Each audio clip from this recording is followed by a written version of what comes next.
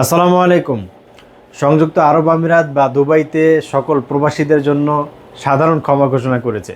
যারা অবৈধ অবস্থায় ছিলেন, ভিসা ক্যান্সেল হয়ে গিয়েছে, অথবা অবৈধভাবে দুবাইতে প্রবেশ করেছে, ভিজিট ভিসা প্রবেশ করে অবৈধ হয়ে গিয়েছে, অথবা যারা ওয়ার্ক পারমিটে ভিসা ক্যান্সেল হয়ে গিয়েছে, অনেক সমস্যায় বিভিন্ন সমস্যায় প্রবাসীরা ছিলেন, তাদের জন্য দুবাই গভর্নমেন্ট থেকে সাধারণ ক্ষমা ঘোষণা করেছে।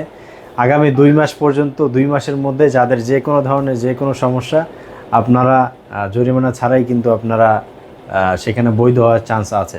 অথবা যারা অবৈধ অবস্থায় আছেন, যদি আপনারা দেশে চলে যেতে চান, দেশেও চলে যেতে পারেন। তো এই খবরটা শুনে বা এই খবরটা দেখে অনেক সৌদি প্রবাসী ভাইরা মনের বাসনা করে রেখেছেন। আমরাও আসলে এটা চাই, সৌদি প্রবাসী ভাইদের জন্য এরকম একটা গভর্নমেন্ট থেকে এরকম একটা সুযোগ আসুক, আমরাও এটা চাই। তো এই জন্য সকলেই দোয়া করবেন যেন খুব দ্রুত সৌদি সরকারও যেন এরকম একটা উদ্যোগ নেয়, মাঝে মাঝে দেয়। ইনশাল্লাহ খুব শীঘ্রই এরকম সাধারণ ক্ষমা ঘোষণা আসতে পারে।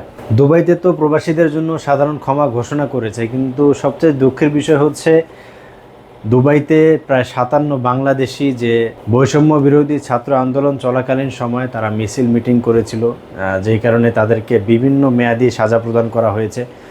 তাদের ব্যাপারে কিন্তু কোনো ধরনের কোনো ক্ষমা ঘোষণা বা এই ব্যাপারে কোনো ধরনের কোনো গুড নিউজ আসে নাই। এটা আসলে খুবই দুঃখের বিষয়।